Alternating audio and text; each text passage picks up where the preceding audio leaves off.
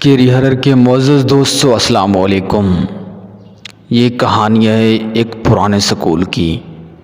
ایک چھوٹے سے ویران قصبے میں سرگوشیوں کے درمیان بسیرا ایک پرانا سکول تھا۔ یہ ایک فراموش شدہ دور کا ایک آثار تھا۔ اس کی دیواریں آئی سے مزین تھیں اور اس کی کھڑکیاں ٹوٹی ہوئی تھیں۔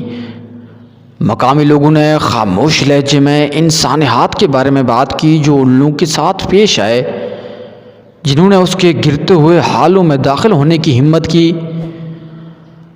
مسئلہ یہ تھا کہ سکول ان بچوں کی روحوں سے پریشان تھا جو وہاں پر اسرار حالات میں ہلاک ہو گئے تھے۔ کچھ لوگوں نے رات کے آخری پہر میں بچوں کی کہکہوں کی گونج سننے کا دعویٰ کیا، جبکہ دوسروں نے قسم کھائی کہ انہوں نے باہر درختوں کے درمیان سایہ دار شخصیات کو دیکھا۔ ان تباہات کے باوجود بہادر نوجوانوں کے ایک گروپ نے اپنی ہمت کے امتحان کے طور پر رات کو اسی سکول میں گزارنے کا فیصلہ کیا۔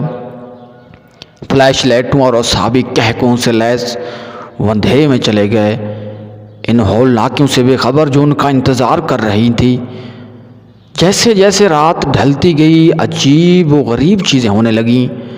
دروازے خود ہی بند ہو گئے، ٹھنڈی ہواؤں نے ہوا کو ٹھنڈا کر دیا اور راہداری میں خوفناک سرگوشیاں گونجنے لگیں۔ ایک ایک کر کے گروپ الگ ہو گیا، ہر ایک کو اپنی اپنی خوفناک آزمائش کا سامنا تھا۔ ایک لڑکی پرانی گڑیوں سے بھرے کمرے میں ٹھوکر کر کر گر گئی، ان کی شیشہ بھری آنکھیں بدتمیزی سے اسے گھور رہی تھیں۔ ایک اور لڑکے نے خود کو راہداریوں کی بھول بھائیوں میں پھنسا ہوا پایا جو اس کی آنکھوں کے سامنے بدلتا اور بدلتا دکھائی دیتا گیا، اور اسکول کے سب سے گہرے تاریک حصے میں ایک موجودگی چھپی ہوئی تھی۔ اس کی شرارتی نگاہیں گھسنے والوں پر جمی ہوئی تھیں۔ جیسے ہی رات اپنے عروج پر پہنچی، نو عمروں کو احساس ہوا کہ وہ اسکول میں اکیلے نہیں ہیں۔ کچھ قدیم اور برائی بیدار ہوئی تھی، زندہ لوگوں کی روح بھوکی تھی۔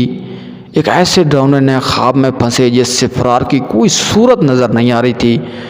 وہ دہشت کے مارے ایک دوسرے سے لپٹ گئے، یہ جانتے ہوئے کہ صرف صبح کا وقفہ ہی انہیں شکاری سکول کی ہولناکیوں سے بچا سکتا ہے۔